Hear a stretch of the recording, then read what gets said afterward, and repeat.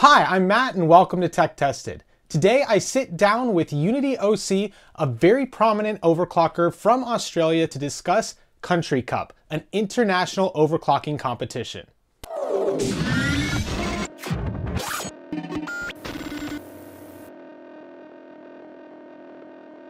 UnityOC is an Australian overclocker, and until this year, the Australians have won almost every Country Cup in the past decade. 2021 was the first year the United States ever took a victory, so I thought it would be awesome to discuss this competition with someone from the land down under and the overclocking kings. Before we get started, I want to let you know that UnityOC does stream on Twitch, and we will link that in the description, along with a couple XOC channels and streamers, just in case you guys get the extreme overclocking bug. And with that out of the way, let's get on to the vlog.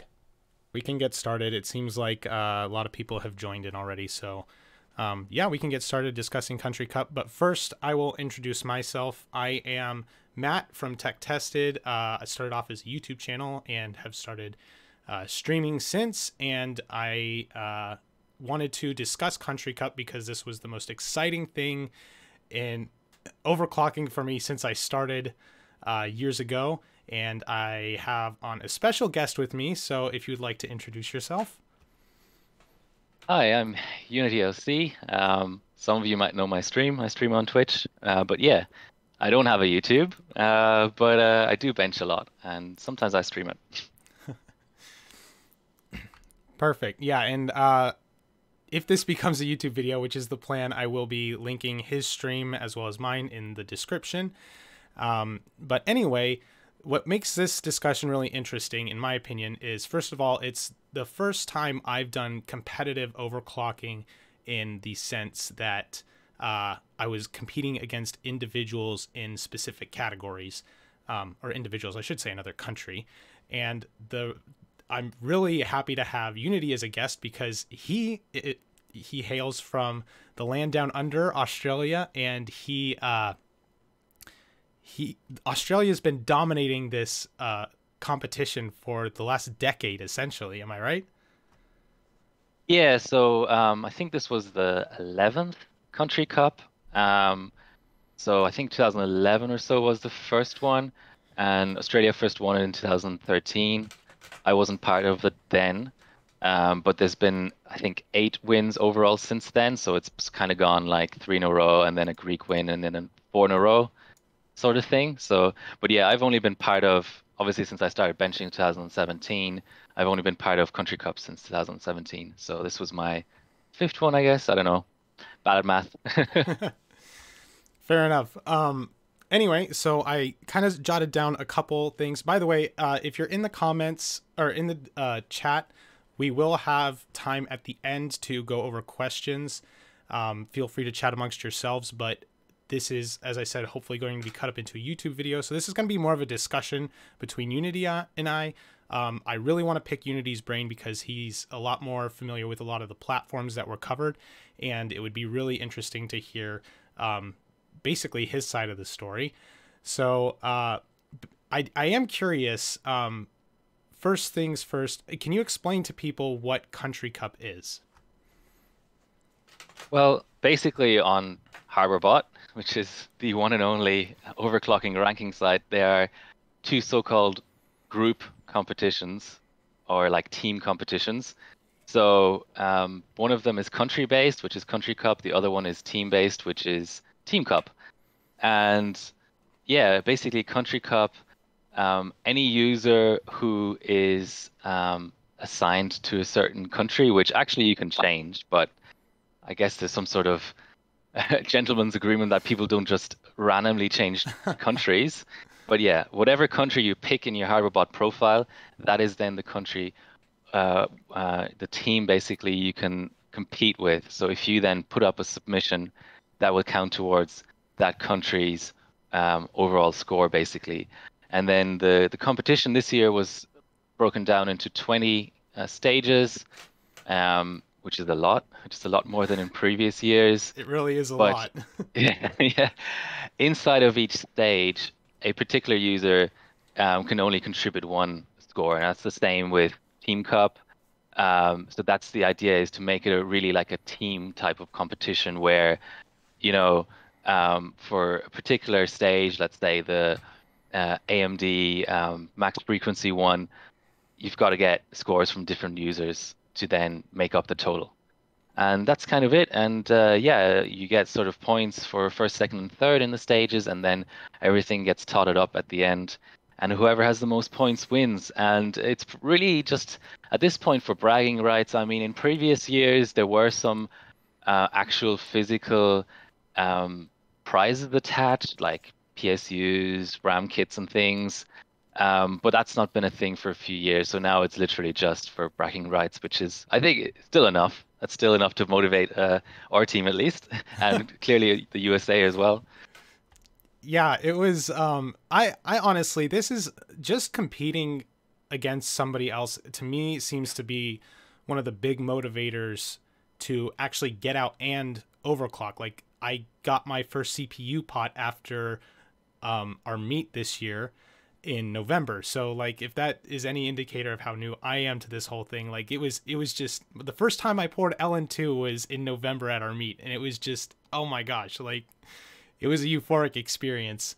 But it is really cool how you have to work as a team. You can't have one person carry the entire country, which it means that even if you aren't the best overclocker, you don't have the best hardware, you might be able to contribute and like submit points that, or submit scores that will add up to points that could ultimately lead to your team's victory, your country's victory, which, as somebody that's new to overclocking and doesn't have a huge amount invested in it yet, I really appreciate that kind of relatively easy barrier to entry that this competition brings. Yeah, I totally agree. It's because there are so many stages, you can't sort of, I mean, you can max out certain scores. You can really spend a lot of time on a score, but it will hurt you elsewhere. So that's, I totally agree with you. That's sort of the key to this whole thing, is you've got to get solid scores everywhere. And I think there were 68 scores this year or something along those lines. So it was a lot. Um, Whereas for individual competitions, people do get that one magical CPU and that one magical RAM kit and run it for 3 months straight and then win the competition. And that's sort of a different type of competition, and I still respect that and stuff. But just for me, it's not. I think I would go insane if I tried to compete in those individual competitions. Whereas team, it's much more sort of flexible and it's much more collaborative, and that's really nice. Yeah, the collaborative part I found very interesting, because if you don't have a lot of money invested in, that doesn't mean your hardware isn't relevant. So like in the GPU category, I want to let me see here. I was really excited to see that like, oh shoot, I'm screwing up. I was really excited to see that 3D Mark Vantage for GTX 200 series was part of it, because that's not that expensive to get into. Like, obviously, there, if you want to get the top scores, you've got a hard mod, but you've got to get 3 different GPUs and you've got to get the best score you can for those GPUs, and they're really not that expensive, and you don't necessarily have to run them on LN2, which means you can get a score that will contribute to your team at a very low cost, and it doesn't have to be the kick butt score that takes down everyone else. Yeah, and I think that the moderators over the years have sort of gravitated towards picking stages that can't be just won just because you're on LN2. Like what sticks out to me at this year's, for example, the iGPU 3D Mark '06.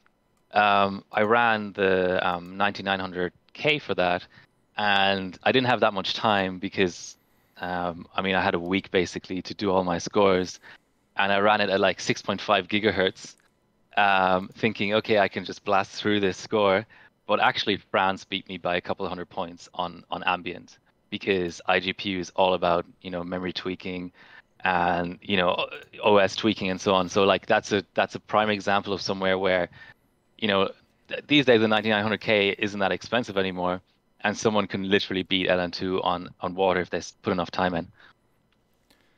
Exactly. And that, I mean, that's another aspect that I'm going to tag onto, is you could spend a lot of time on that platform, but it means that you don't have time to submit scores for other categories. So if your team is relying on you to submit scores for 4 different categories out of the lot, then spending too much time on one means your scores in the others will suffer. Yeah, absolutely.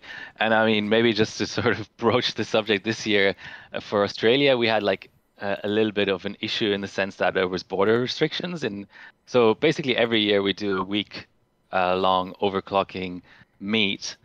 And this year, basically a couple of days before the meet, we still didn't know if we could go ahead because Omicron was just rampant in Australia, and all of the states inside Australia were raising restrictions on the borders.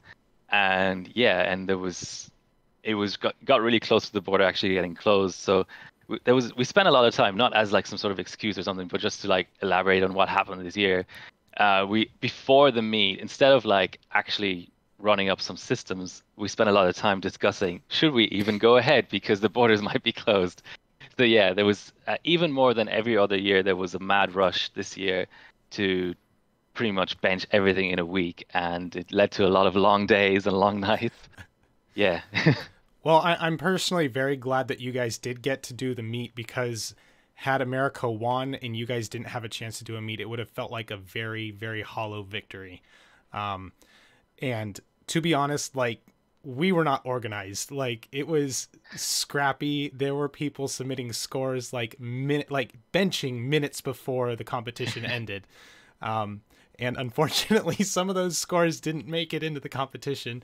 But yeah, it was a very scrappy fight on our end as well. So it's glad to hear that we both kind of had to get a little bit down and dirty and just figure out the best way to get it done with the resources we had. Yeah, and I think it's gonna stay that way. I mean, just to give some sort of like background on what Country Cup used to be like. In 2017, there were 7 stages. I think it was something like 4 2D stages and 3 3D stages. Now there were more submissions inside of each of these stages, so it's not like it was only a third as big as this year. This year we had 20 stages, but with maybe only 2 or 3 submissions sometimes in a stage. At that point, it was more like 6, I think, if my memory serves me right. But there you could really sort of hone in on a certain stage and really put a lot of time and effort into a score because there were only 7 stages. But for whatever reason, the moderators have gone in the direction of more stages. So they're trying to make it even bigger, even more collaborative, and basically have people work on it for the entire 2 or 3 months that the comp goes on for. So yeah, I don't know. I mean, some people might like that, some people might not like it, but it definitely means that you need better organization and yeah, some sort of like team captain type person to to tell people when, what they should focus on and so on.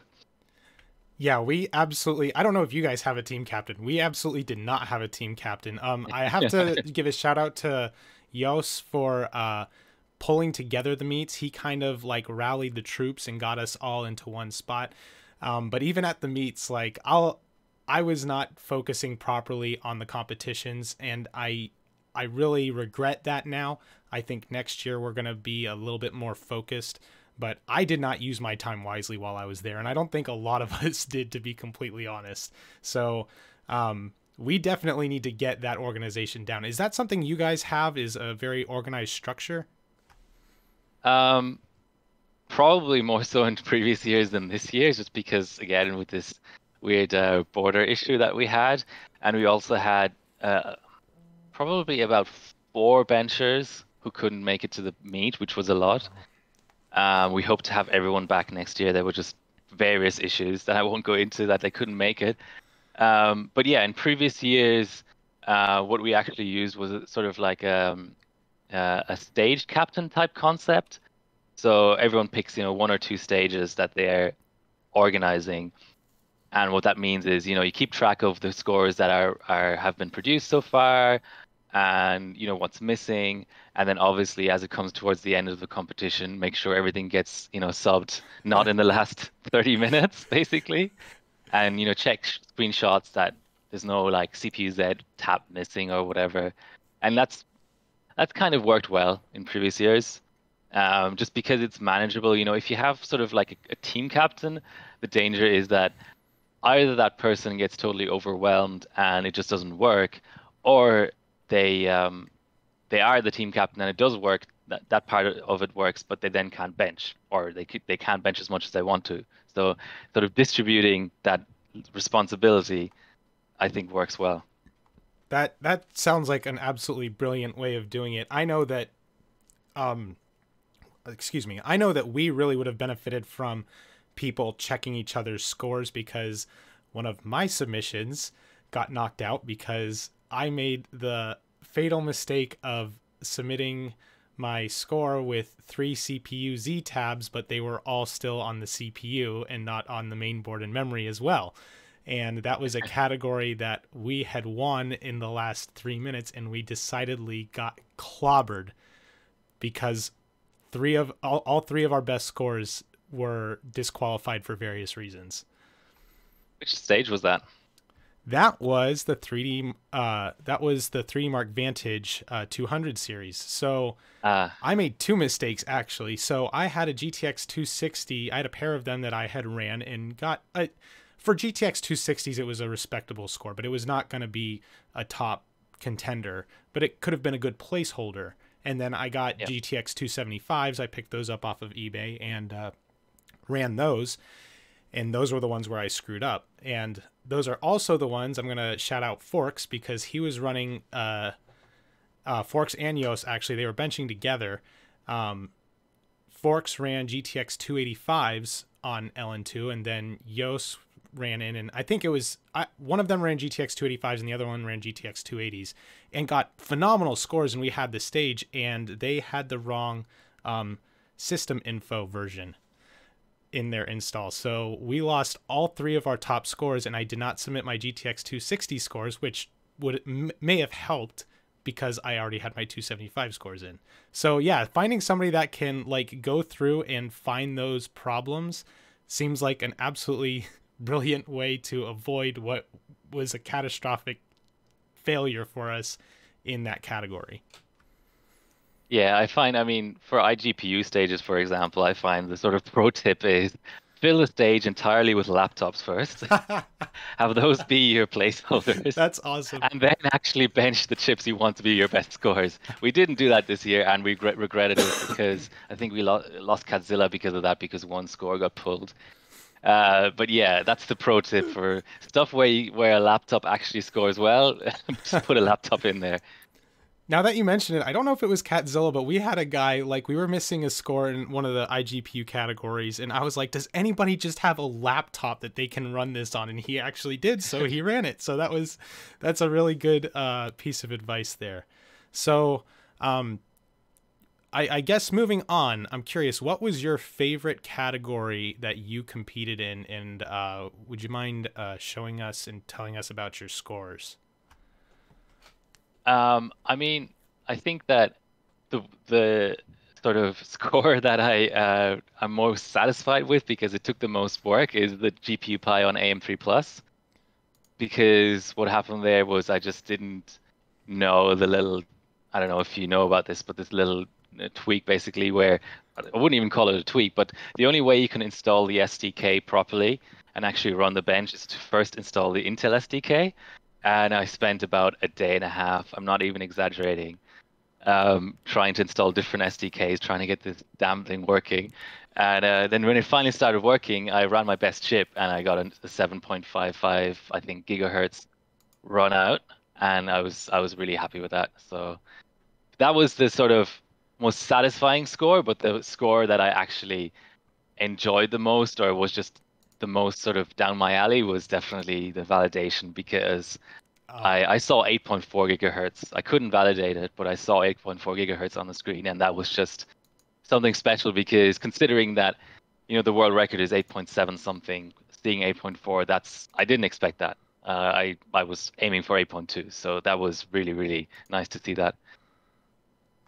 Yeah, that quite frankly has always been my favorite period. And so I got my 8 gigahertz, my very first 8 gigahertz during this competition, and I saw 8.15, but I couldn't get a valid. But I was excited because I was like 8 gigahertz, and we had 3 scores at 8 gigahertz, and I'm like, we might be able to beat Australia, and everyone else is like, no, they're gonna kick our butts in this category.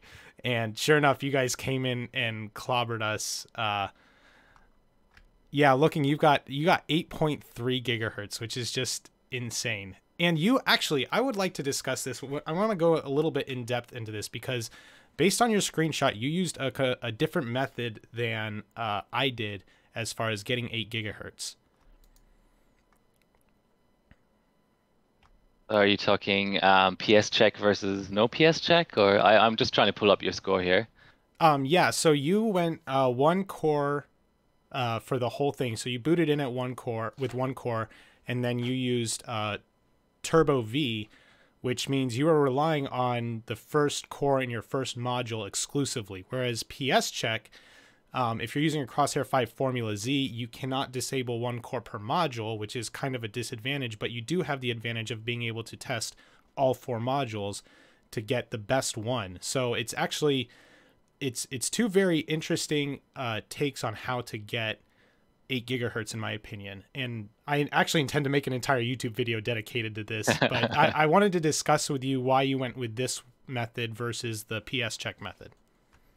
Okay, so it took a little bit of like discovering basically, because a little bit like you, and I guess Yoss as well, my assumption going in was that 1 core per module would be better for validations. It sort of makes sense, right? You're not relying on having the second core take up like thermal budget basically, and you're not relying on having to have the second core be as strong as the first core in the module. It makes logical sense, but actually that wasn't the case for me. So what I found was that the Crosshair 5 Formula Z was so much better at validations. It just got a better, because I tested both boards, it just got better scores out. It just got better validations out. For whatever reason, I think it has a different VRM or a higher switching frequency or something. I don't exactly know what, but it was so much better at validations that it sort of made the whole 1 core per module thing irrelevant. Because let's just throw some numbers out there. These are not accurate, but let's say the Z is 150 megahertz better at validations. 1 core per module, I would imagine, might only get you about 70 or 80. So it doesn't matter, you know what I'm saying? So that's why I went with the Z. I did start off with this 1 core per module stuff, but you have to sort of also remember that there's only one kind of pre-production ES type bias on the non-Z that does 1 core per module. So any sort of improvements that would help in any way in bias with regard to validation aren't in there. So it's basically you get that one feature, but you might lose everything else. So I don't really know. Like I said, I don't really know why this is the case, but I found validations were higher on the Z. Now about the 1 core, I don't think that matters so much either. So you've got so many transients when you switch power states. So the thing you used was, I think you did PS check, clocking up and down. At a certain point in time, basically the load you put on your core through switching to a different multiplier is so high that the benefit you get from being able to downclock straight after the validation is sort of canceled out. So that's what I found. I don't know, it might be different on other people's chips and boards, but that's just the summary of why I did what I did. I gotcha. So that makes a lot of sense because, yeah, obviously you're going to put a huge load switching P states. I found that it mattered a lot for me which module went, though, because I tried 1 core per module on my 8350 and it didn't matter. I don't know. I actually didn't use Turbo V core. So did you start off with a high multiplier? Like what multiplier did you boot in at? And what bus frequency did you boot in at? Because as you raise the bus frequency, you're going to be raising your memory multi and your hyper transport link and what is it? Not the North Bridge. Encore. Yeah. The CPU North Bridge. Yeah, CPU North Bridge. So you're going to be raising all those. So you actually have to boot in at a relatively high BCLK and multi. Actually, you may not have to boot in at a high multi. So what multi did you boot in at? Boot multi doesn't matter for validation in my experience. So the sort of general advice for FX would be, and this sounds a bit counterintuitive, but believe me, it's true. When you're doing validations, boot up at the bus speed you want to be at, and then change multi in OS. When you're doing multi-core benching, boot up at the multi you want to be benching at, and raise BCLK in OS. So you actually like sort of counterintuitively, you actually sort of want to boot at 6, 5, 7 when you're on all cores, and then raise BCLK in OS and then bench. Whereas validation, you can boot at 8. It doesn't matter. Wait a So minute, I booted at whatever. You were booting at 8? Yeah. Oh my I mean, gosh. it doesn't matter. Just some low multi, because I don't. Oh, I don't 8 set multi. my, I thought you meant 8 gigahertz. I was like, you're no, booting no, at not 8 gigahertz. No. And so I did core 1 because core module 1 was the strongest anyway. Module 1 and 2 are really close. 3 and 4 are a little bit weaker. But yes, if you have a chip where I'm going to number them 1, 2, 3, and 4. I know some tools start numbering them at 0, but let's just call module 1 for simplicity's sake. So if your module 1 and 2, let's say, are weak, yes, then you go the PS check route. And then, in fact, I would say that maybe 1 core per module will actually help you. But on a chip that's strong, I find that the really, really good chips, I've had about 8 gigahertz, or 5 or 6 8 gigahertz chips. And the chips that do 8.1 and above, they all have a good module 1 anyway, in my experience. Like, small sample size, but in my experience. So this whole like validating on just 1 core should be a good, maybe not the absolute best approach, but a pretty good approach on most good chips, in my opinion. But if you just have 1 chip in front of you and it's a pretty bad chip, and you're just trying to get the best score out, and it happens to have a module 3, for argument's sake, that has the best cores, then for sure, yeah, then you have to use the PS check method. Gotcha. That's a really interesting perspective. Like, it makes a lot of sense. I had not thought of that. It's strange to hear that most great chips have the very strong first module. So that's something I'm definitely going to be looking out for. I've got a number of FX chips that I want to try and get to 8 gigahertz because I barely made it to 8 gigahertz. I got 8.001. So, like, I'm on the council, but I am not granted the rank of master. So I've got to try to get something better than that. So I'm going to probably have to try both methods. Yeah, but I mean, when I test a chip on LN2, I'll try all cores and all the different modules anyway, because what might happen is, the chip isn't so great, but it might have a module that's able to do like SuperPi at 7.8 or 7.9 or something, which, is still okay, and then I might bench it for SuperPi anyway. But yeah, like a good validation chip, I would say, rule of thumb, it's got to have a good module 1. So far I haven't seen any that have had.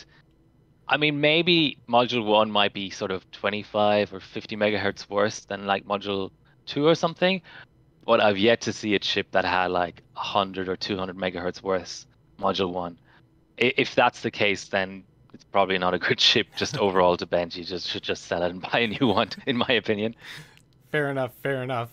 Okay, as much as I could like talk all day about FX, we should probably move on to some other stuff. So what are some other scores? You said the GPU Pi. So explain to us like what went into your GPU Pi. Actually, that's still FX. Quickly go over your GPU Pi score. Okay, so basically, pretty much everything we just talked about more or less applies, except you have to do it all core. The bench itself is pretty easy to run once you get it running, because it's pretty much just pick a sane, what is it called, batch and reduction size, which it could be 1 and 64, it could be 5 and 125. I think they're pretty close. The only the most difficult thing to do was just set up your OS, and I just didn't know that I should install the Intel SDK first in order to be able to run the bench. But I did eventually find that out. So yeah, basically, once you have an OS bench on it with the AMD SDK 2.7, you're pretty much good to go. You just have to full pot and enable all your cores, run some sane on core, some sane DRAM. Don't go too wild on it, and just bench it. And basically, yeah, multi-core, to give an idea. I mean, I don't want to advocate people killing their chips and stuff, but I've never actually killed a chip. So basically whatever vCore your VRM and pot can handle, go for that, as long as you still have scaling. So you can see in my screenshot, it's 2.088, so that's 2.1 with vDroop. I've never actually been able to pass 2.15 on my board. I think it just OCPs or something. Maybe it's my PSU as well. So it's basically the other components in my system that's holding me back from trying a higher vCore.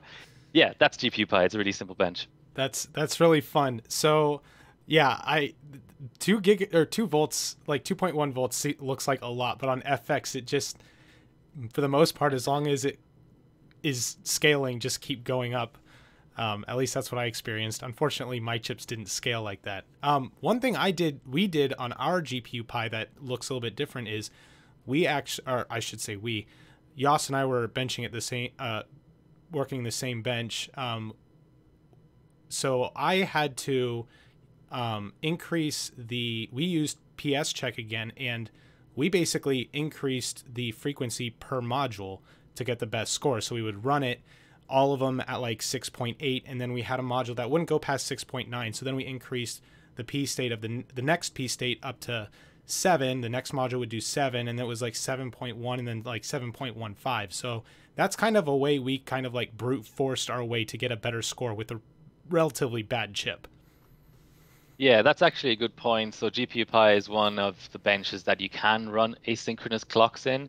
There's other benches where basically even though they're multi-core, but the threads sort of depend on each other, and running asynchronous clocks may even hurt your score. But GPU Pi basically just divvies up the workload, and everything runs independently, and then at the end it's sort of like combined together again. So there you can run asynchronous clocks. So yeah, on a weak chip, that's a good way to go. I don't know if that would have helped me on my chip necessarily. Trying to think, maybe half a multiplier I might have gotten out of it for 1 or 2 of the modules. But yeah, that's actually a good point. Did you set the record for GPU Pi on AM3 Plus with this score? Because like, no, there's a 3 minute and 1 second French bencher. What's his name? The Silver. But I've heard that they went to a lot of trouble getting that score. So there's things you can do, like use a different OpenCL from. I don't really want to go into it that much, but I think that OS is really, really, really tweaked. So in terms of clocks, I'm pretty much matching him or actually going higher, but I'm just 5 seconds behind, which is not much over 3 minutes. I'm 5 seconds behind because of OS and like efficiency, basically. Yeah, you've got a very, very good score there. Like there's nothing to scoff at. Like you were a good 20 seconds ahead of me. That chip is amazing. It is amazing. It does 7.6 in a bench. It does 8.4 valid, or well, 8.4 set, but not validated. It did 7.58 GPU Pi. It's just a dream to work with. I hope that thing never dies, basically. That poor thing's gonna be wrung out until it does. That's for sure. All right. Moving on. Any other categories that you wanted to cover? I mean, I would say we have to talk about Pi Prime, right? I don't know if you bench Pi Prime. I did not. What category is that? I'm not even familiar with that benchmark. That's a memory. Okay. Yeah, no, I do not bench memory. So this is you. Yeah, it just drove me insane. That was maybe the low point of the entire comp in a way. Because I don't know. I mean, you can probably look at my score. It's nothing to like write home about. Basically, 9.795. I had real trouble clocking my APU up, and I had a 5800X that died in SuperPi, so I was sort of stuck benching my 5700G for Pi Prime, and I was trying. My impact died as well, so like I got a decent score on the impact, and then I was like, I'm coming back to this, and then both the chip and the board died. So then I tried like the Hero 7. It was like I pretty much so Australia ended up third in that stage. I put weeks of effort into that stage and we ended up third. Like it was just such a frustrating experience. And it's for those who didn't bench it or whatever, it's a clock limited stage. So you have to limit your CPU to 5 gigahertz, and then all of the tweaking is like in the OS and in the memory. So you're like totally trying to max out your memory, every secondary timing, every tertiary timing, reruns, all that stuff, priority, affinity. It just became mind numbing, and the results, I just didn't get the results. And I kept thinking, I wish I still had my 5800X, basically. So yeah, that was a bit of a frustrating experience, but well done to US and Canada as well, because Canada did, I think Canada got second with like just a difference of 20 milliseconds, and they ran everything on ambient, if I remember right. So Canada in general, just so impressive this year. They had a handful of dice scores, and everything else was chiller and water, and still they really showed up in every single stage. Well done to them. Yeah, they definitely upset some of us, like in some of our scores. It was they did a really great job. So I don't, as even though like US and Australia were at the top, Canada and I think it was France was in fourth, like right behind Canada. So like kudos to those countries for definitely putting up some impressive scores. And I hope that breeds more competition in the future, so that it's not like, I don't want it to be just two countries battling it out. And as much as I like Australia, I don't want you guys winning every single year. I want you guys to win, but I want to win too. So I want to see the healthy competition between all these countries, and the more countries that we can get involved, I think is just going to be great. So definitely kudos to Canada. They put up some amazing scores. Yeah, absolutely. And I agree on the competition stuff because I mean, we're obviously disappointed to come second this year, but it also provides so much motivation for next year. I mean, I feel like it's going to be a totally different competition next year. I think we'll have three really, really strong benchers uh, join the team next year, which weren't able to join this year, and we won't have that border issue. And I think it'll just be a good competition, a really, really good competition, start to finish. And yeah, I mean, hopefully everyone else still shows up again as well. And and maybe this year, like you say, or like I think Yos was mentioning in the chat, the fact that someone else has won now will provide the motivation for the likes of, Italy, France, Germany, to also show up, Ukraine. Yeah, absolutely. I think that like I noticed. Okay, so being new to this, it looked like Greece won in like a slew of Australian victories. Like you look at that background, and there's so many Australian flags on there, man. And it's like in the past decade, it's just like Greece is the only outstanding country besides Australia. So, I. It's just like it's amazing how well you guys have done over the years, and I really hope that extreme overclocking becomes a lot more popular, and people realize, especially through this, that you do not need to have the top of the line hardware to get in. Like for the GPU for what was it? Superposition. Like they just needed another score. I have a 5700 XT in my main rig. I just overclocked it as best I could, like the night before the competition was over, put up my score, and it contributed. Wasn't the best 5700 XT score, but it contributed to make sure we had something to fill out that category. So I really hope that this discussion, and hopefully the video I make, can allow people to realize that you can contribute and get this like to be much bigger than it already is. So I'm glad you brought up superposition. So I actually benched that stage as well, and I did it. So what happened was Bilko had a Vega 64 that died on him, so I had to pull out a Vega 64 which had rust on it. And the if you can pull up that score, there's actually a picture of my setup. It basically has the bottom of a water block a fuse to it because the four screws at the back are all rusted, and I need to get like a drill bit that's small enough to drill through them in order to get rid of the water block. But I didn't have time. This was like the night before the comp ended, so I literally just clamped an LN2 pot onto the water block and clocked it that way, and it worked surprisingly well. I mean, my temperature delta was about 100 and something degrees between the core and the pot, but it worked. That is so amazing. I love that. Yeah, you gotta get scrappy sometimes. You gotta figure it out. Like, if something, okay, so how much hardware broke on your guys' side? Like, I don't think we had that many deaths over on our side, but it's definitely showing that you guys had to like pull out all the stops to overcome some of the things that happened to your hardware. Yeah, I'm just trying to pull up. We actually had a whiteboard with all the dead hardware because there was so much. But yeah, so had an impact Crosshair 8 impact die, had a 5800X die, had a B550 master die, had a Vegas 64 die. I mean, I'm not even counting necessarily all of the GTX 200 cards that were just DOA. Yeah, If you I get ran me, into because that. like, okay, I'm pulling up the picture. Okay, so we had, um, oh, there was a 1200 HX power supply that died as well. My car, I drove something like 1,000 miles to get to the bench meet, and my car actually broke down on the way, so I put that on the list. Honda No. CRV.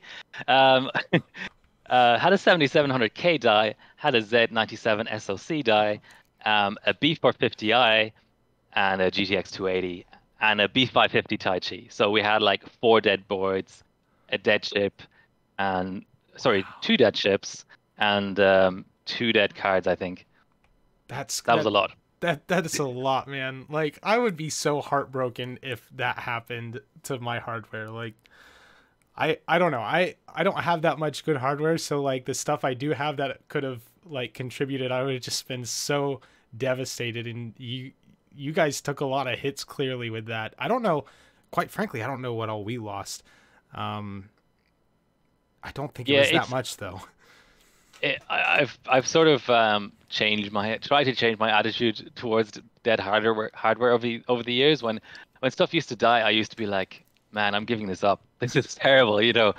Why did I just waste $300 or whatever? But now when hardware dies, I'm like, oh well, I got the score out of that I needed, or I didn't need that anymore anyway, or I just laugh it off, just open a beer and laugh it off. So I didn't I think need with that more experience, stuff anyway. happens. Wow. So yeah, that's that's a good attitude to have. That's the funny thing though about these competitions though, is you don't know what hardware you're gonna need for the next year's competitions.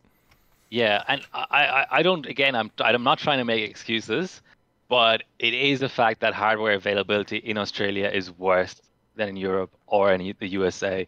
We always have huge issues trying to import, especially now with the supply chain issues and the logistics issues with COVID at the moment. Like trying to find something like a Radeon 7, like there may literally be just 10 of them in Australia, and all 10 of those people might not want to sell them. Whereas the US, it's a bigger market, you know. So this year especially, we that hurt us, the fact that certain bits of hardware we just couldn't get our hands on for no amount of money. In previous years, it's been okay. Like it's sort of like the US might find something on Craigslist and we may have to import it from Europe and pay $50 shipping or whatever, which is still sort of acceptable. But this year, yeah, it was tough. But hopefully next year that will be better. Hopefully we this whole pandemic stuff will be sort of over. Fingers crossed. Yeah, let's hope. Like I want both, because it sounds like we both countries struggled in their own ways. Us with our complete lack of organization, and you guys with ability to get together and your parts availability. I really want to see what we can all do at our full strength, and especially if we can get some more people involved, because we did not have a lot of people show up to our bench meets. We had a handful, but if we could get more people involved in our country, get more organized, and then you guys have the availability and you're strongest, it would be really cool to see everyone at just full capacity going at it. and see the best that both countries have to offer. You talk about the bench meets actually. Did you manage to get to both of them? And how did it sort of work out? Did everyone who went kind of work on Country Cup all of the time, or was it more like a mix of people trying to like take advantage of the free LN2 and do some personal scores as well? How did it sort of work out? So I went to the first of two bench meets. They were over the course of like 2 or 3 days. I think it was like, yeah, 3 days per meet. And I will be completely honest, I did not take advantage of the time to commit towards Country Cup. I don't think even at all. Like the scores I came up with, I did try to get frequency for AM3 Plus, but I ended up getting that later. I met up with two other guys, so I guess you could call that a mini meet. We all live relatively close to each other. But no, I don't think we in any way utilized that time, at least the meet that I was at, properly to do anything for Country Cup. I did do something I was very proud of. I got the world record for Cinebench R15 on the Phenom 2X4 955. So that was a very proud moment for me, but it was also not what I should have been doing at the time. So yeah, we need to be a lot more organized and focused next time. And it's like, okay, once we get scores submitted, then we can start having fun, but we really need to focus on that. Well, congrats on that score, but the bad news is I have the world's best 955. So next time that's called, I'll go for I'll try for Cinebench 15. See how I go. Yeah, I actually, when I was running that, I saw your score. I was getting a decent score and I saw yours. I'm like, I think I can take that. And then I just took it and I was like, oh, I think I can keep going. And I just kept going. And I finally, like with every last tweak I could muster, got 2 points higher than the previous best score. But yeah, that's actually what I love about this. Like I took a score that's very impressive on a very like competitive platform on probably the most competitive CPU for that socket. And now you're motivated to take it from me, which yeah. I think that kind of healthy competition is kind of one of the best things about XOC. Well, the story behind my score is that was last year. There was a math bench on DDR2 stage in Country Cup, so I actually had that chip, ready to go on DDR2, and it was only when I was done with math bench I was like, oh, let's try for Cinebench. So that's why the score is lower. It's because the DDR2 is holding it back. So if I run that on DDR3, hopefully I'll be able to take your score. That would be a lot of fun. I actually have another 955 that I need to test, but yeah, what makes you say yours is the best out of curiosity? So I've done, well, the best is maybe a bit of a stretch. So in multi-core, Mad, a long time ago, he now works for Galax. He's kind of semi-retired. He did, I think, 6.6 multi-core for W prime, which I don't think I can match. So yes, for W prime, I don't know if that other chips even still exist, but I'm sort of like 50 megahertz behind. But on single core, it does 6.9 SuperPi 32M. So in terms of single core, it's definitely the best chip around. But I think in terms of chips that are still in the hands of overclockers right now, it's probably the best chip because it did 6.35 Cinebench. So that's pretty good. Everyone else is kind of at 6 or 6.1. Yeah, that's super impressive. So yeah, you'll almost certainly take me next time that's cold. But what board do you actually? I'm sorry, maybe I'm going into too much detail on this whole thing, but I love AM3. What board do you have? Oh, Formula Z. Okay, yeah. So just one tip: if you want to bench AM3 non-plus competitively, you have to invest in an earlier board, so an FX 890 board. So something like a Crosshair 4 Extreme or a Gigabyte UD5 or UD7, because what happens on something like a Z is that you get sort of trouble clocking the RAM and the on-core a little bit. Oh, 4.2 is not so bad, but yeah, it tends to cause issues a little bit. Depends on your chip as well, though. Some chips are happy on the other chipset. That's good to know. Yeah, I had no idea. I've got a half decent AM3 board. I forget what specific model it is, but it's definitely not a top of the line. And I I haven't set it up for LN2 yet. I actually felt it putting all the plasti dip and stuff on your boards. It's just like you get this feeling of no return, and there's some boards I just don't want to do that to yet, even though I should. Like, I need to get over that fear, but it's just like I don't want to like mutilate these boards by just covering them in this goop. Even though you can get it off, it just feels like there's something wrong about it. So I need to get over that because I am an XOC now, but I definitely need to look into getting a better AM3 board specifically. Do you have a socket heater? I do not. So that is like the best investment. I know that buying from Kingpin, the shipping can be a bit outrageous sometimes because coming from Taiwan. But a socket heater, that is pretty much, I would argue people should even buy it before they ever go on LN2, pretty much, because it's so good. It for 2D, it pretty much means you don't have to do any installation. Like, all I do with my 2D boards now is I take the VRM heatsink off because that can attract moisture even if you have a socket heater on. But other than that, all I do is I literally just put the pot on there and the heater on there, and I can bench for 10 hours straight without any condensation issues. That's good to know. I'm going to have to do that. And I know Forks is going to be definitely harping on that too, because he loves his socket heater and he's been telling me to get one. So now that there's plenty of you telling me to, I will do that. But all right, as much as I want to keep discussing AM3, we should probably get back to Country Cup. So what was your guys' attitude going into the end? Because like you guys saw pretty much all of our scores except for the last few that we submitted at the very end.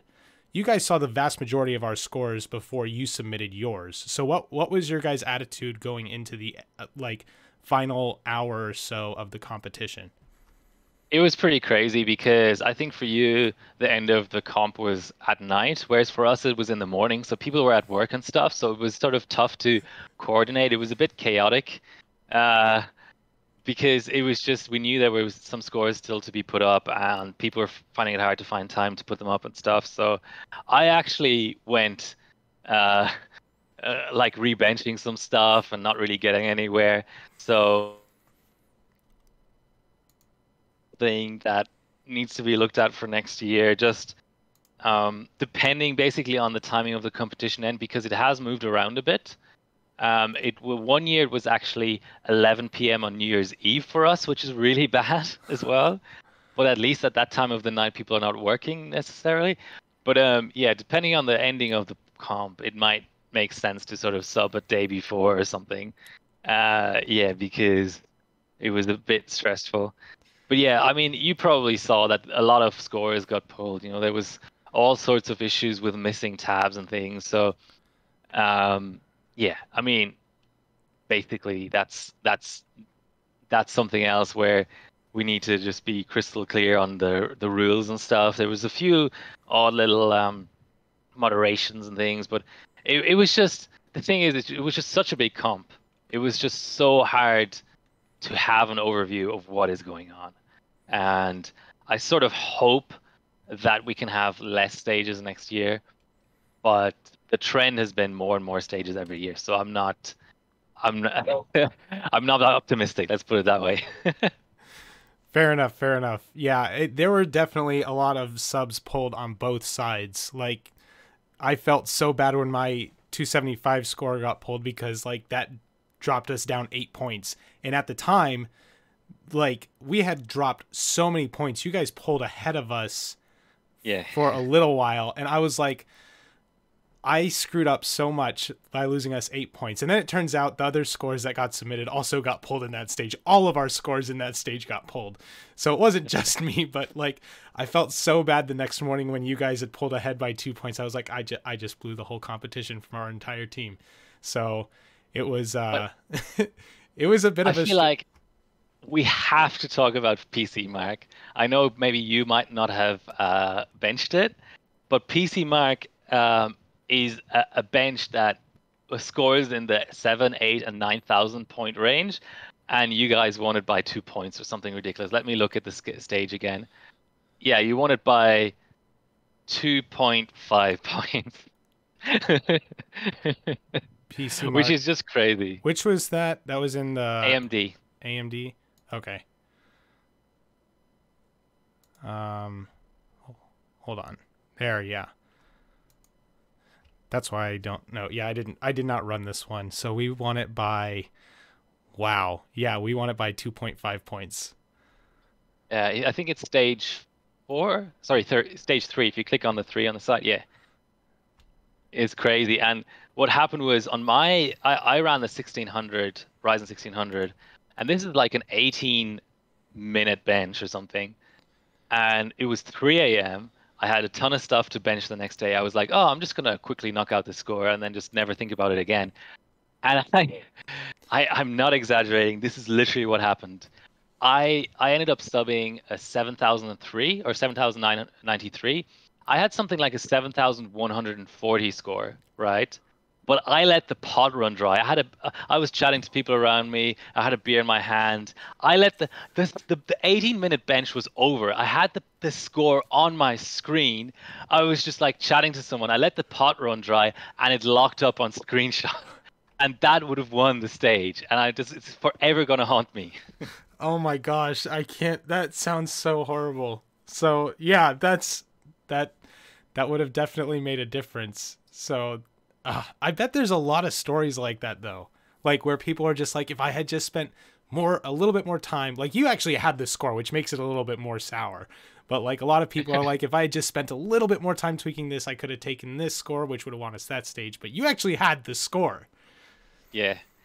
And I my system rebooted itself, and on that board, sometimes you just have to torch it up to get it to boot again, and it went all wonky on me, and I was like, well, I can either spend the next 5 minutes torching, and then the next 10 minutes after that pouring, and then the next 18 minutes after that redoing the score I just had, or I can go to sleep because it's 3:30 a.m. or whatever it was, and I was like, that score will be good enough, and I just went to sleep, and I should have just spent that extra half an hour on another score, but Oh I my didn't. gosh, that's so frustrating. Wow, that's a story for sure. So, and and I got from this competition in general, just with all the scores being pulled and stuff, and this score, and I just sort of got that. I don't know if you like what age you are or if you remember the 2000 election, but it sort of gave me 2000 election vibes because I was like, who actually won this competition? It's like the 500 votes in Florida all over again, you know? I do vaguely remember that. Yeah, I would have been 11 years old. So, but yeah, I remember like there was so much stress about that. But yeah, like that was us the whole time. Like for several days, I was just on pins and needles because you guys would want you guys would be 2 points ahead, and then we'd be 2 points ahead, and it was like a little bit of a back and forth.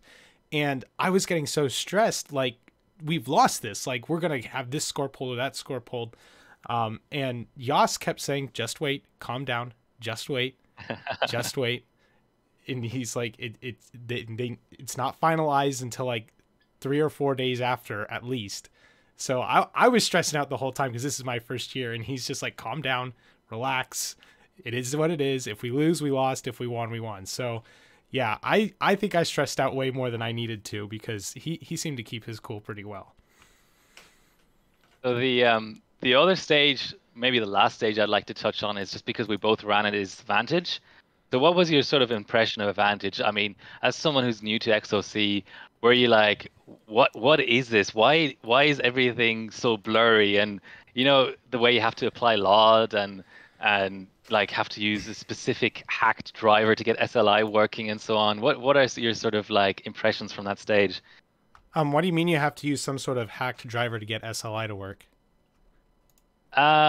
Did you run a 295 or a single card? I'm actually trying to look at your score. You won't find my So score maybe because it got pulled. okay. So maybe someone provided a like OS to you or whatever, but basically if you don't know, like to run NVIDIA cards in SLI on a current generation Intel platform, if those cards are older than the GTX 600 series, so 600 and older, the board is supposed to have some sort of SLI certification, and the current gen of boards don't.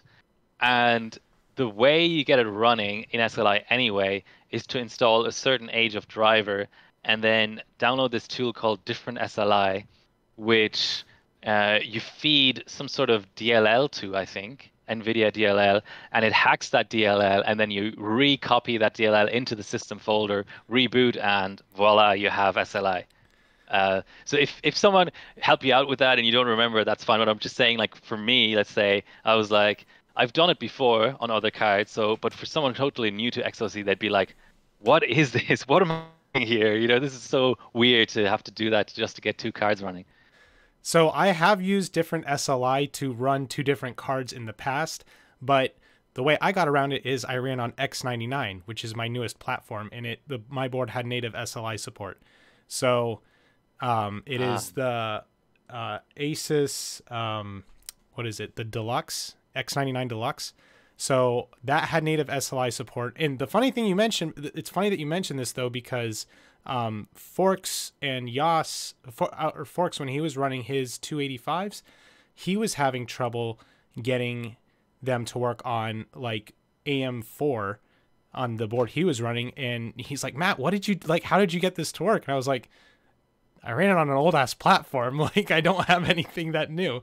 So, and there are actually a couple guys that submitted really good scores on X58 as well. So I think that because this benchmark is more or less GPU bound still, it doesn't really matter that much what platform you run it on, especially since it was just using the GPU score and not the overall benchmark score. Yeah, so hyper-threading disable helps a little bit with the score, but you're right. Sort of basically 4.5 gigahertz and above, there's no scaling anymore. So I think I ran it at 4.5. I even ran the RAM stock, if you can see that. It's like 2133 RAM because the RAM doesn't matter on the system. But yeah, it's funny you ran it on X99. I actually believe like I never even thought of that because I have an X99, and I actually believe the absolute best efficiency you would get in this stage would be X99 because those X platforms have native 16x PCI Express slots, not just physically but also electronically. Mm-hmm. And typically for an SLI setup, no matter how slow it is, you'll still possibly find a little bit of a bump from that. So that's actually interesting that you ran that. You sort of like accidentally on purpose stumbled upon the best platform to run it on because not only don't you have to hack the driver, you also might get better scores with it. Yeah, I guess you're right. I mean, I don't know if I probably would have done it on that. Actually, I don't have any other platform. I probably would have run it on X58 just because I don't want to deal with those driver issues. Even if I had a newer platform, it would probably be in my main rig, and I'm not pulling apart my main rig to put on the bench when it's not CPU bottlenecked. So, yeah, but actually, Forks, I asked him, do you have X99? He's like, no, but I think we've got X79. So they ran a 1680 V2 on theirs. So, yeah, I think that for this benchmark, if you want to go with ease of use, definitely go with the older platform. Now, here's something I did want to talk to you about, because a couple things actually, because you ran 275s and you submitted your scores as having unlocked cores. So did you unlock those somehow? That's actually a bug in HarborBot. I don't know why, but on certain video cards, maybe it was just on this stage, I'm not sure. I haven't really checked, but it ticks the unlocked cores by default. Yeah, I don't know what that is. It's just some weird bug. It doesn't really matter anyway because core unlocking was legal for the stage, is the comp. I don't know if it's actually possible on GTX 200. Maybe you can unlock to a 280 or something. I don't know. I don't actually think so. But yeah, that was a fun stage to bench. It really was. I don't know how you felt about it, but I really love benching 3D on ambient because you can just get these incremental improvements. You just bump up the clock 5 megahertz and you run again, and then maybe like I was running on chiller, so maybe you set the chiller 2 degrees lower and then you run again and it goes faster again, and it's really satisfying. So that was actually if I had to pick like an ambient score in this comp that was most satisfied with, then it would be this. Yeah, I absolutely agree. And what's funny is it's actually unfortunate that the temperature got warmer out towards the end of the month, because I had the GTX 260s already, and I purchased the GTX 275s the last week of the competition, and they showed up, and I had run the GTX 260s outside of my office on a bench because it was -0 degrees outside. And like it was in the negatives, so I was like, I got significantly better overclocks just because it was cold as dirt outside, and it warmed up to a point where it didn't even make sense to do that for the GTX 275. So I feel like I could have gotten a lot better scores had it been colder outside for me. But one other thing I wanted to ask you about this particular, I do agree, by the way, it is a fantastically fun benchmark to run, because you're right, every little tweak, even like 1 megahertz, can make a minute difference that will actually add to your score. But I was curious what overclocking software you used, because I ended up using MSI Afterburner, and I've never used is it NVIDIA Profile Inspector? Yeah, NV Inspector. Yeah, that's I just use that to set LOD, but the clocks I set using EVGA Precision X, like an old version of it. That was good enough. I mean, all you really need is 2 sliders, right? I didn't have voltage control. I wasn't going to mod my cards. Just didn't have time. So it was just memory and core slider. So that software was good enough for that. Nice. So you definitely did better than I did, given we basically did the same thing. I think you did the LOD. Can you do, I thought I did LOD in the driver. I don't even use NVIDIA cards, so whatever their driver program is. But either way, like, you definitely got better scores than I did on your cards, so that's very impressive. I think I got an overall score of 2375 or something. So you got a good 250 points better than I did. Yeah, maybe just to mention, I didn't do it, but I think you can run asynchronous shader as well on these cards. So these cards, have a third clock there besides core and memory. I didn't bother to run asynchronous shader. It's just, you can probably see it in the screenshot there. It's just, is it 1.5 times memory or something? I don't know. There's some weird divider in there. I didn't bother with asynchronous shader. But that would have been the last thing I would have tried had I had the time, is find software, because actually Precision X didn't have a shader control in there. But I think on NV Inspector or something, I could have maybe bumped up the shader a little bit independently of the other clocks, because that would help the score as well. Yeah, I heard the same thing, and like I said, I used MSI Afterburner because I couldn't get NVIDIA Inspector to work on my OS install. There's a lot going into that ended up being a problem, but it's not that relevant. But yeah, it was definitely, I think that was the one I spent the most time on too, just because you didn't have to run LN2 to get a good score. You didn't have to run a sub-ambient to get a usable score. So that was it. It's definitely, probably, in my opinion, one of the most fun stages, at least that I got to participate in. Yeah, and I just, because I didn't mention them earlier, Austria did so well this year. I just forgot about them because they're a little bit further down the rankings, but they're pretty much like a 2-man wrecking crew. It's just Shaggy and Tag. I don't know if they're in chat. Pretty much them, and there was 1 or 2 more guys who just filled in the stages. But even Firestrike, they got a second place and stuff. They did really, really, really well. Considering they're such a small team, pound for pound, them and Canada did so well. Yeah, absolutely. I'm looking at their subs, and it looks like there were 5 people total that submitted from Austria. That's it. Yeah, but it was basically Tag and Shaggy putting up one score each in every single stage, and a really, really good score, and then some random other person filling in the stage, and that was good enough to get 6th overall, and really, really competitive in a lot of stages. So yeah, well done to them. Yeah, absolutely. So, any final thoughts before we go to questions from the chat? Yeah, I think we're good. I mean, there's 20 stages. We can't go through everything, but just overall, yeah, it's been fun talking about Country Cup, and let's go for the Q&A. Yeah, absolutely. So Basically what I'm going to do is if you guys have a question for either of us, just add us in the chat for whoever you want to answer the question, or if you want both of us, just mention that in your question. So go ahead and start asking. One thing, while you guys come up with your questions, I'm going to definitely, there's something I want to cover.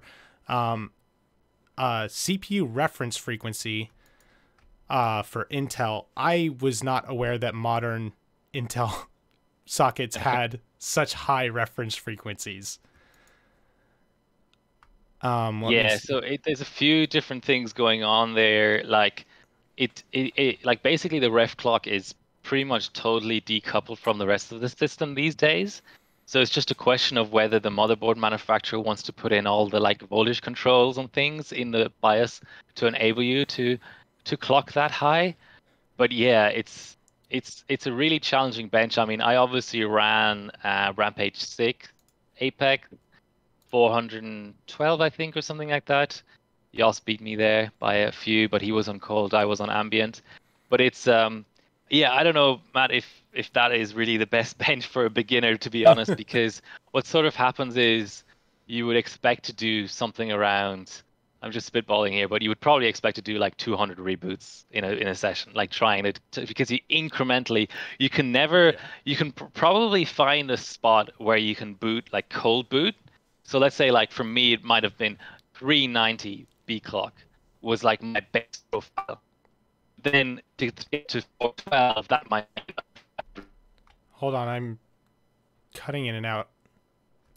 Someone on cold to get 500, they will inch their way up from 410 or something to 500. Sorry, 500. Let's say you're aiming for 500.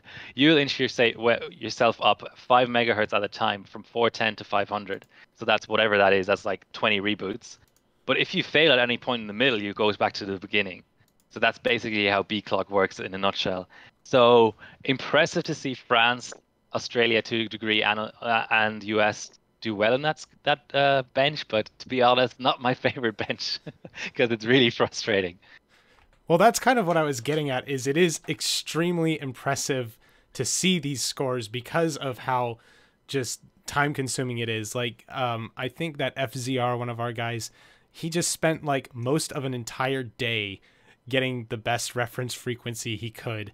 And he actually ended up putting a CPU pot. I had brought like a copper cup with me that I had used as a CPU pot for dry ice for a video. It was really stupid, but he ended up just taking that from me and using it as a pot for his chipset. So he just set it on top of his chipset cooler and was like dabbing in some LN2 to get that thing cooled down. So I thought that was really fun to see like all the effort put into that stage. It seems like an absolute nightmare, but I appreciate the people that are willing to put in the time to do a good job on that platform. Well, maybe just one random anecdote. It's worse on other platforms. So the AMD BCLK frequency record is on socket 939. And there, to get the max out of it, you have to full pot the chipset, but then Zorch up the CPU to plus 80, because the CPU actually scales inversely with cold. So the warmer the CPU is, the higher BCLK you get. So you basically Zorch up the CPU to just below where it would die from being too hot, and that's where you get your score. And meanwhile, you have the chipset next to it at minus 196. That does sound like an absolute nightmare. Okay, so it looks like you've got a question from the chat. Okay, this is a running joke in the Aussie team. A couple of years ago, Bilko, or 3 years ago now, I think, Bilko ordered a schnitzel that was like the size of a cow. Like, it was like huge. It was just absolutely gigantic. It was from Uber Eats. And ever since then, the running joke is every time we meet up for a bench meet, we need to order that Bilko schnitzel again because it was like something special. But actually, we haven't. So stay tuned. Maybe next Country Cup, you'll see a picture of a schnitzel attached to one of our submissions. Maybe that's what happened this year. You just needed the schnitzel, and it would have pulled you guys to victory. For sure, yeah, definitely. All right. I'm not seeing really any other questions, so I'm gonna check Discord really quick. Actually, there's one for you right now. on the opinion on the new point system, I haven't really looked at it in detail. I've seen like leagues posts about it. Basically, I think the general idea is to flatten the point structure. So let's say the gap between first and second globally, instead of being 50 points, would be like 10 points or 15 points or even less. So it's on UAT, like on the testing side at the moment, and I haven't really looked at it, and it's not been fully recalculated on the testing side either. So I'll sort of reserve my judgment. I think in general, changing the point system every once in a while to encourage rebenching is a good thing. Flatter points structure at the moment, I'm sort of indifferent about it. But once it goes live, I'll give my opinion on it. I don't know. I have to see it before I have an opinion on it, to be honest. That's fair. I actually haven't looked into that much myself. I do have a question for you also. Okay. What is your opinion of them adding just GPU sections for benchmarks like Firestrike? So you're not doing an overall system score. There's a category just for the GPU scores. You mean in this country cup in particular, or in the new point system? No, it was just recently added in the new point system, I believe. It's still in beta. It's not being, it's just come out like since Country Cup ended. I think it's a good idea because the issue has always been, I mean, right now, actually, it's cheaper than ever to get a good 3D benching rig together because all, quote unquote, you would need is just a 12900K and a good DDR5 board and the GPU itself. And your RAM is kind of sort of a little bit irrelevant. So like this is the cheapest, even though the GPUs are really expensive now, but in terms of the rest of the system, it's cheaper now than it's ever been. But it's still positive not to have, constantly have to buy the top end CPU. In the past, it was worse because in the 5960X days, the 6950X days, even what was even worse was the 7980XC days.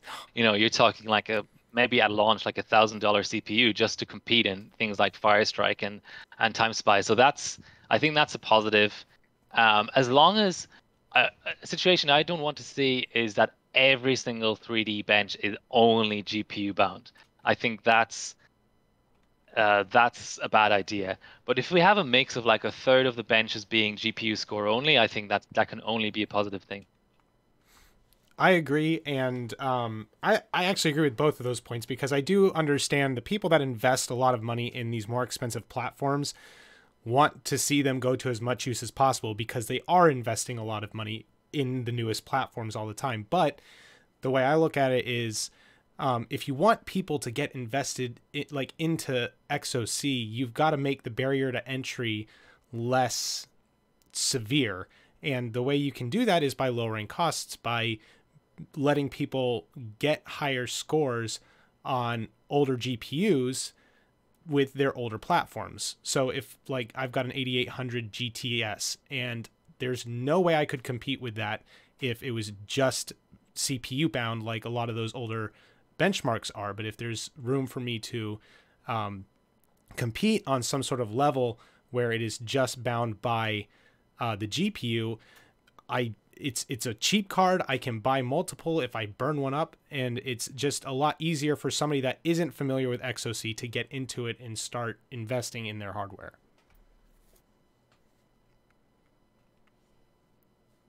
The pinnacle of XOC basically is SuperPi 32M on the 2D side and 4-way SLI or Crossfire GPU side. And that's already gone away because the manufacturers got rid of it, so now it's 2-way. That's the sort of the pinnacle of XOC.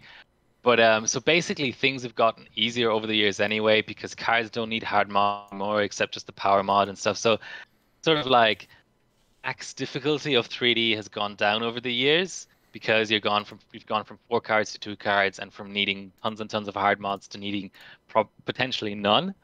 So yeah, I think that like the overall like most respected, let's say, 3D world record should still be, let's say, Firestrike Extreme on 2 RTX 3090 Ti's on cold with the CPU cold as well. But like that's just one category. I would have no problem with tons of the other categories either disappearing or being sort of changed into a GPU score only. Absolutely agreed. So, anyone in the chat have any more questions for Unity or for me? I imagine most of them will be pointed towards Unity, since he knows a lot more about this stuff than I do, and he's a bigger figure in the community. But actually, yeah, somebody brings up four-way. Can you even do four-way SLI or something like that on the latest platform? Yeah, so it's a little bit restrictive. There's not many. I don't actually know of any boards that have the four full-length slots, because there's this trend in including more and more M.2, and the M.2s have basically stolen the PCB space away from full-length PCI slots. So pretty much the top thing you can comfortably do is two-way. That's why I'm keeping my 9900K bench rig around, because I've got the, what is it called? The Z370 LN2 gigabyte board, which has four full length slots. So that is pretty much that, along with the I've got an X299 Dark, which also has four full length slots. I anticipate that basically the last platforms to have four-way properly will be X299 and what is it called, Z390 basically. That's not to say that there isn't a board out there that has four full-length slots, but whether that's a good benching board is a totally different question, because all of the top-end boards like the Tachyon and the Apex only have two full-length slots. That's interesting. So on the Z390, Z390, would that have to have a PLX chip on it to have four full-length slots? That's a good question. I think you end up, wow. Do you end up with 8x, 8x, 4x, 4x or something like that? I think maybe one of them ends up being fed from the chipset. It's still not an ideal setup, but it works. And it works well enough. But yes, the X299 platform will score better in benches that don't need single-threaded performance, because it has, the full fat, I think, just 4 times 8x, I think. Yeah. I got a question from Forks about mods. I didn't mod my 295s just because of lack of time, but I do realize that that is a generation of GPU that's both easy to mod and scales very well with voltage, even on ambient. So that's definitely some points left on the board. But yeah, I have a ton of 200 series cards. I think in total I have something like 25 cards, all the way from 260 to 295. So yeah, I should mod all of those basically. Also, Yas asks your thoughts on dropping W prime globals. That's a question for you. I'm not that familiar with W prime.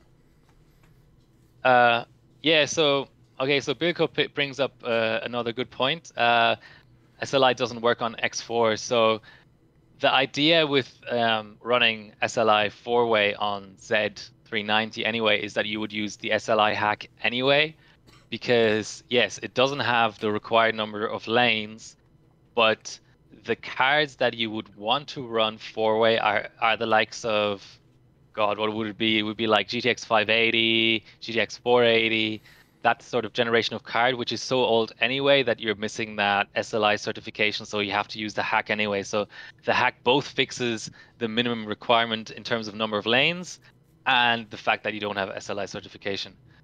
Okay, so the two soft bridges.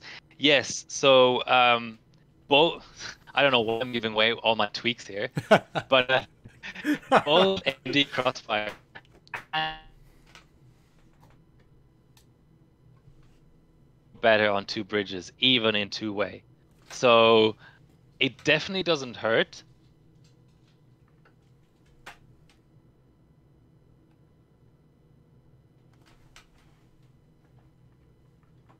I don't know. I've never tested whether it helps the score, but I just do it because it definitely doesn't hurt. And it's just nice in case, if one of them is loose or whatever, you don't have to reboot the system and reseat it. You can just you still get SLI because the other one probably isn't loose. So it's just a practical thing that I do. Okay, losing, so W prime what was the other question? W Prime losing globals completely? Is that the question? He put thoughts on dropping W Prime globals.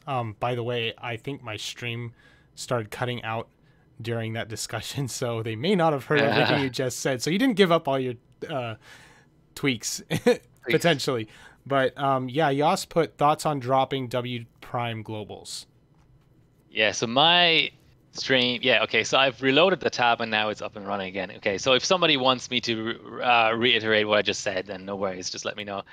So W Prime Globals, um, I just thought it was a I know why they did it because there was that DLL tweak was discovered and that's an undetectable tweak and all that. There's all these mitigating factors, but overall, from like a bird's eye view, I do find it a shame that we now have zero old style multi-threaded benchmarks that get globals. Um, W Prime was the last one. When I actually joined HyperBot, both 32M and 1024M got globals, and then they just, moved things around like they do every year, and they decided, oh well, we don't want to have too many benches having globals, so they got rid of 32M, which is fair enough because it's such a short bench that it's like a slot machine. But then last year, I think they got rid of 1024M, which is a bit of a shame, but I don't mind it so much. The good thing about getting rid of globals on an old bench is that it has so many accumulated harbor points anyway that it ends up being worth running anyway, in spite of the fact that it doesn't have globals. But yeah, it's just in my mind, it's just a little bit of a shame that now if we want like a legacy multi-threaded bench, what do we bench? The oldest thing that gets global is Geekbench 3, and that's what, I don't know, 10 years old or something. That's not even that old. But yeah, I'm sort of indifferent, leaning towards it's a shame. Fair enough. All right. Fork says he'd like to see 7-zip get hardware points.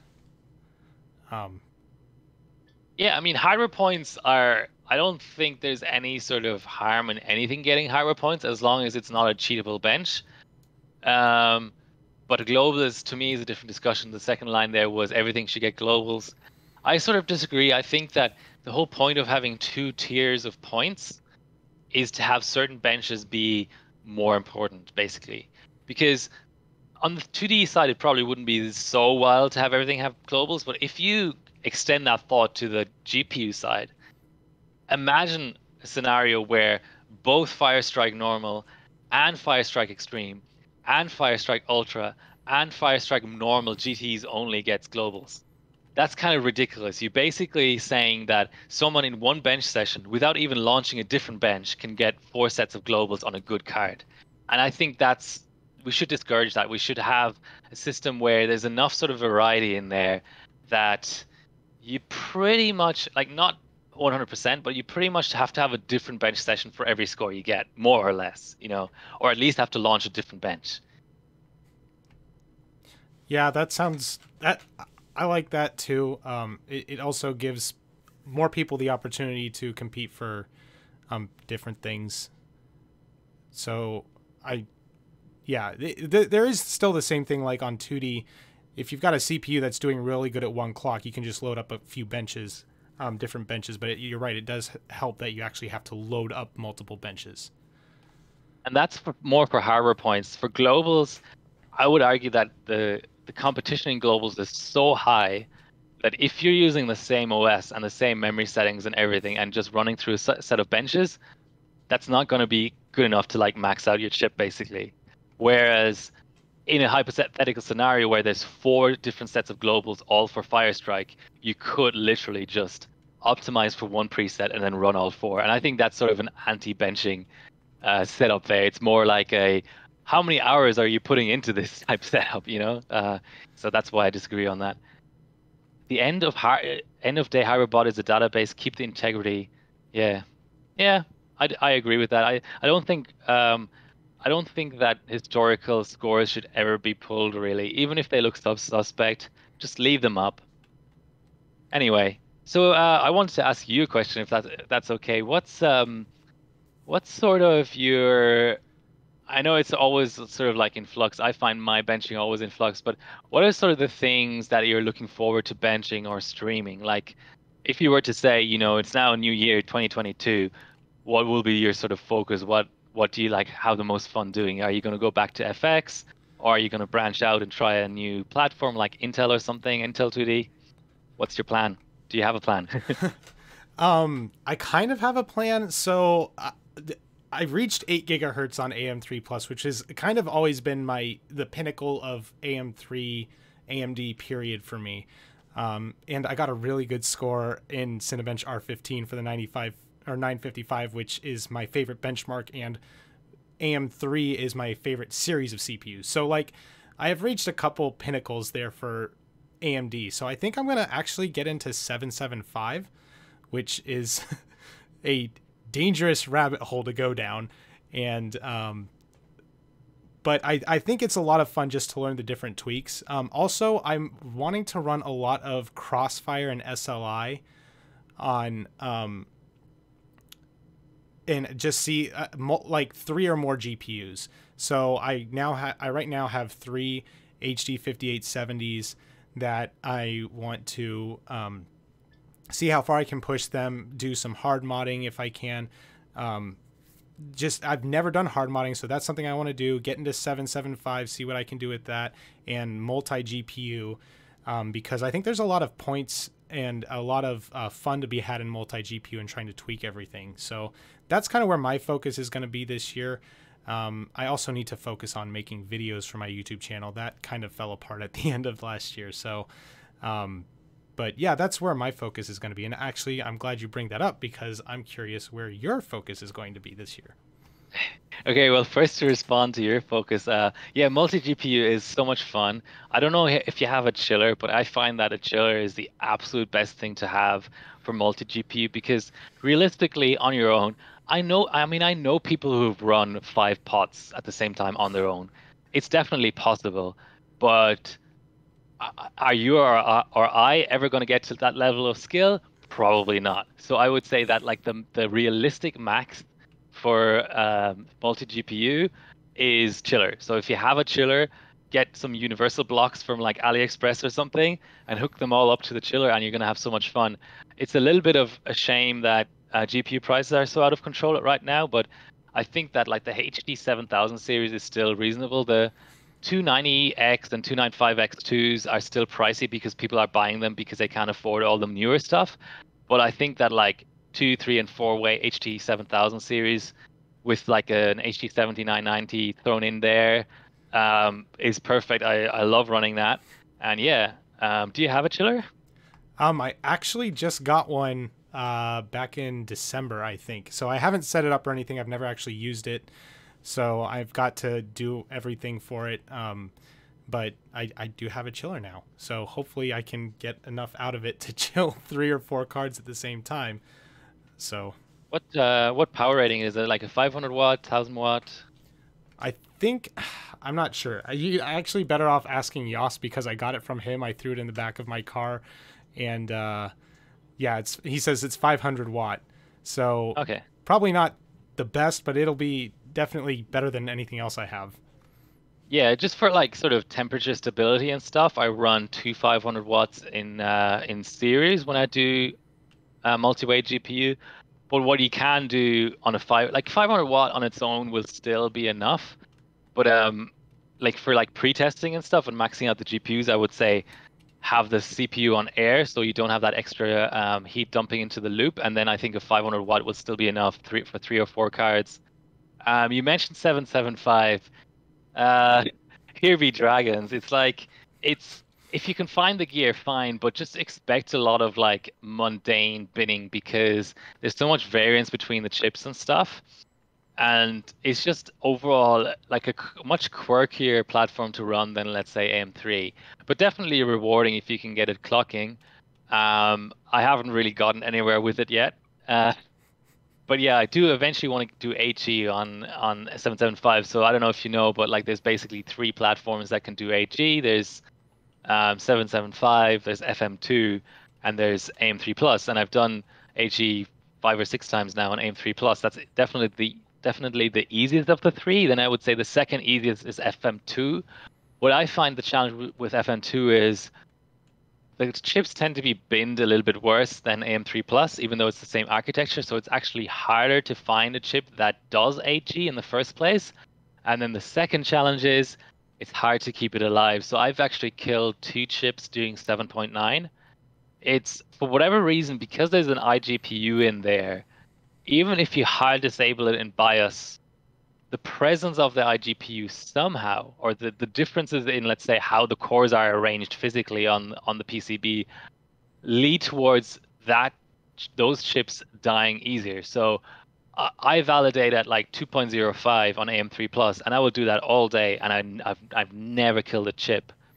When you do 2.05 on FM2, it's pretty much guaranteed the chip will die. So what I'm actually hoping to find now is a chip that will do 8G at 1.95. Because unless I literally suicided and go 2.05 and validate, and then, oh, okay, chip is dead, but I got my achievement. So that's the challenge with FM2, but definitely can be overcome with more binning, even though the chips are more expensive than AM3 Plus. 775, the issue is just the fact that you have to do BCLK overclocking too. By the way, Tag from Team Austria is now in chat and said, I hear 775. Well done in Country Cup. Hope you turn up next year. Yeah, 775 is just, again, even more binning required than FM2. And then the fact that you also need to you basically have to sort of bin boards as well as chips, which makes it more complicated.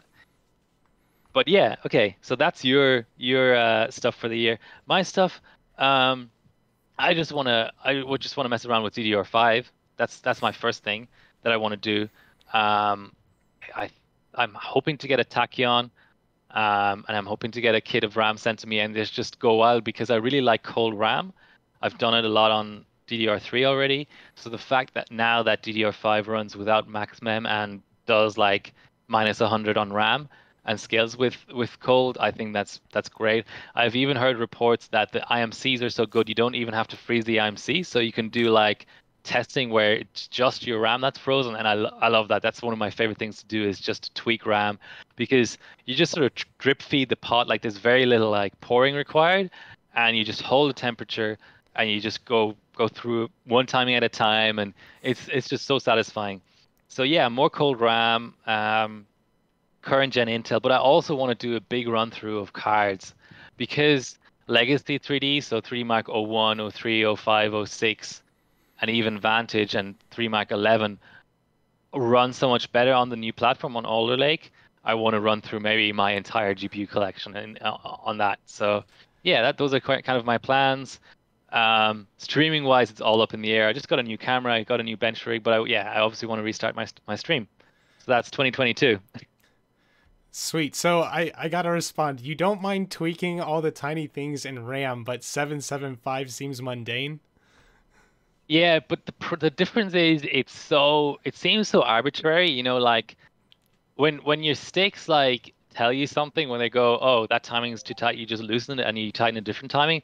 But on 775, when a chip is bad, that's it. You just have to put a different chip in, and you might do that, literally 20 or 30 times before you find a kind of okay chip on ambient. But then you run it cold, and it turns out its cold bug is like -90. So that's the frustrating part of 775, is both the sort of like randomness of it and, how mundane the actual process of it is. That's fair. I guess to me, the attractiveness of 775 is it's relatively budget friendly, and I have a source for CPUs. I've got an eScrap place near my house where you can buy them by the bucket full, and it's $6 a pound. So like I've already bought one bucket, and I bought another bucket for somebody else in the community. So the source for it might be time consuming, but I've got a source, so that's not too bad. On your GPUs, when you do them, you have to stream. If you can stream one thing for me, you have to stream your Hawaii GPU runs on the newest platform. Yeah, so there's a few different sort of issues with that. First off, when I run 3 Mark 03, for example, I run it at 240 hertz because it gets a boost from that, and I cannot stream at 240 hertz. Neither my capture cards nor Twitch itself allow for streaming at 240 hertz. So then what happens is I have to use an HDMI splitter, and the presence of the HDMI splitter in the signal path actually makes its score worse.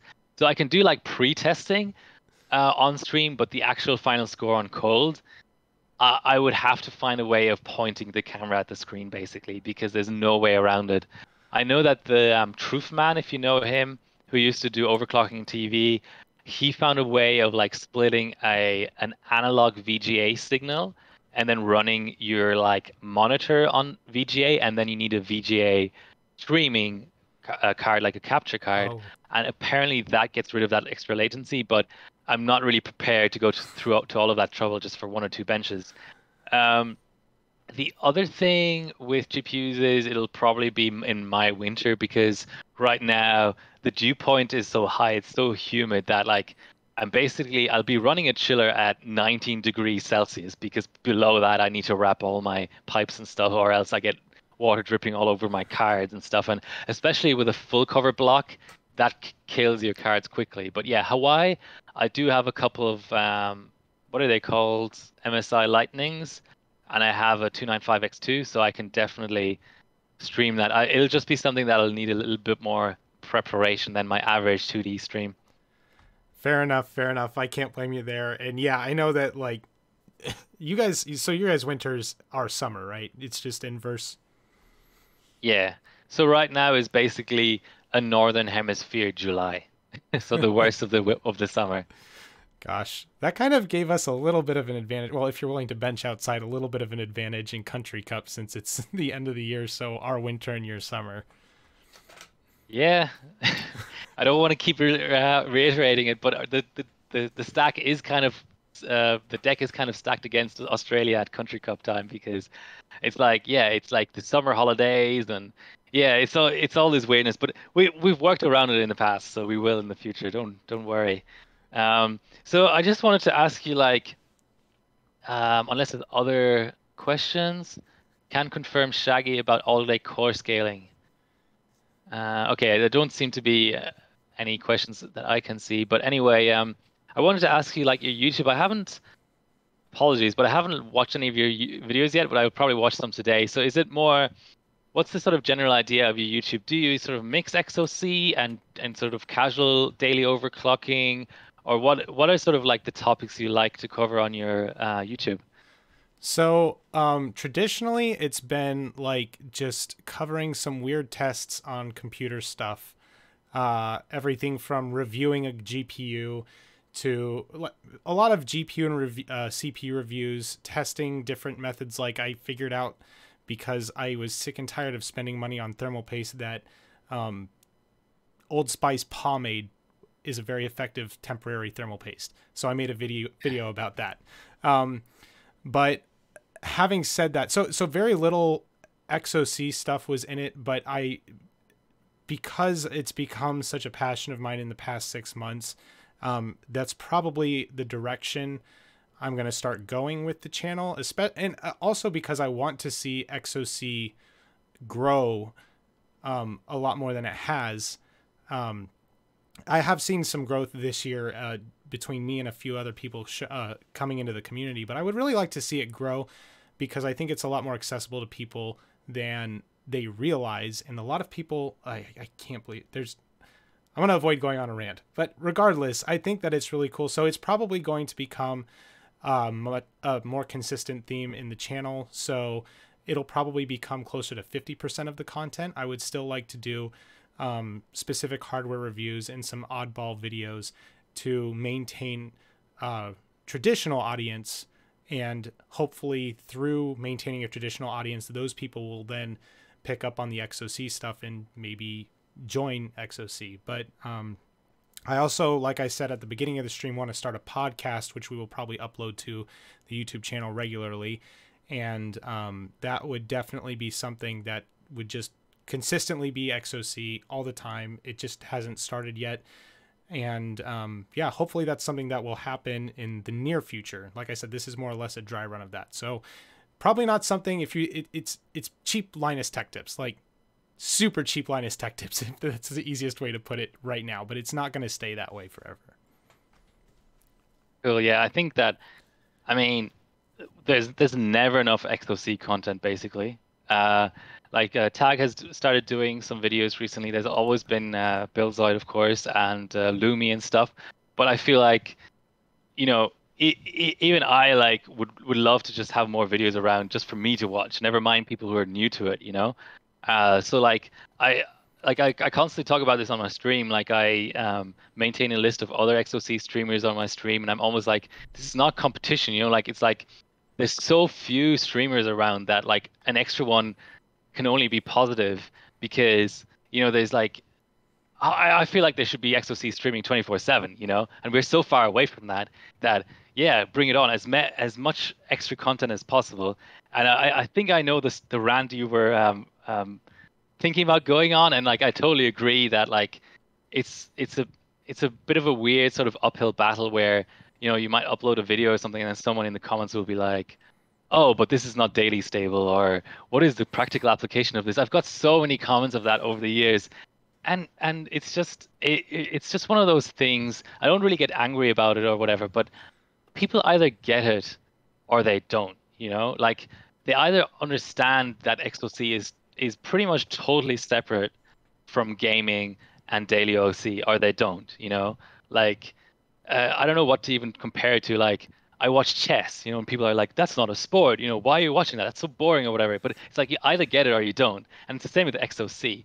Like watching a Billzoid stream, even though he's like, I would like, I don't think I'm like dissing anyone by saying he's the most entertaining XOC streamer around.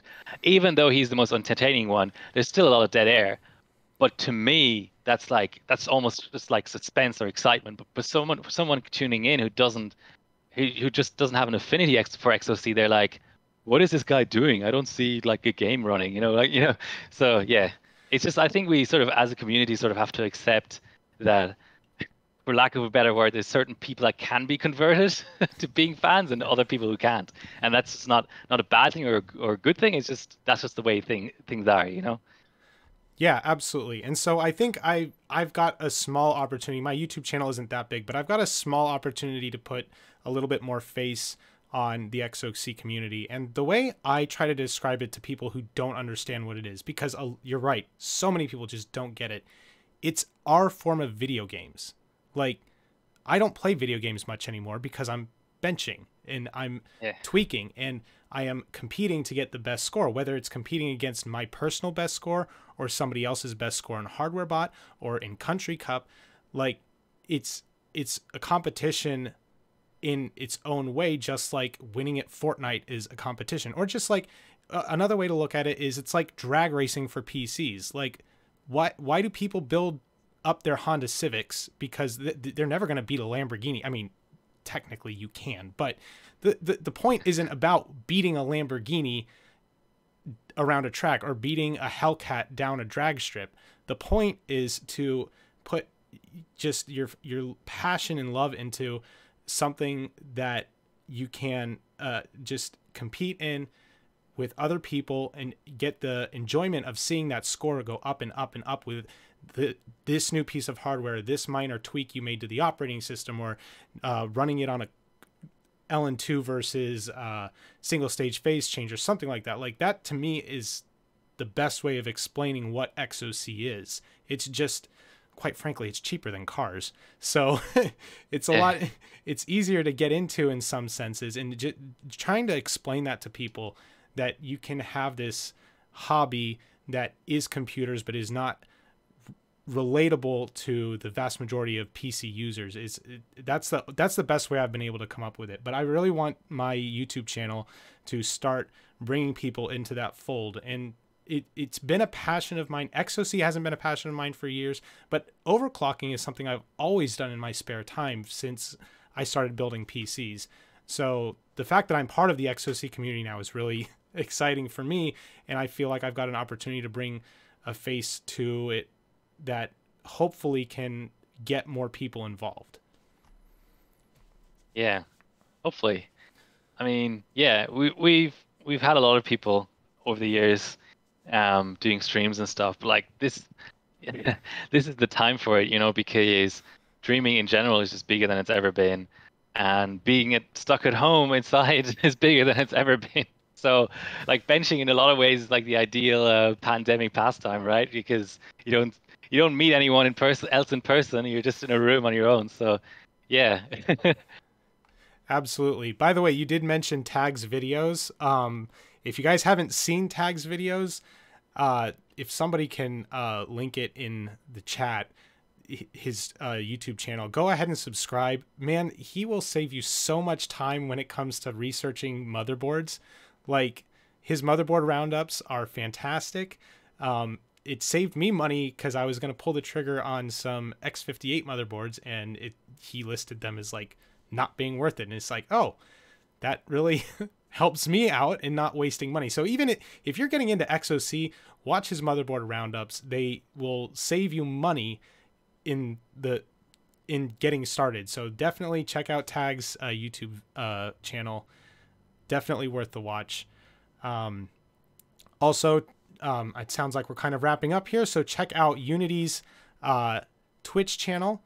Unity, if you want to go ahead and post that in the chat as well. I don't know when he's going to be streaming next. I don't even think he knows when he's going to be streaming next, but definitely check it out. Check out McCulty's stream. He hosted us, which is awesome. I appreciate that very much. I'm going to go ahead. I actually have push to talk, so me getting that in the chat would be a bit difficult. But check out his stream as well. Yeah, do you have anything else to add? I guess the sort of little announcement for people who haven't been following the Discord is that I am going to do some motherboard roundups as well. It's just going to be a little bit different to Tag.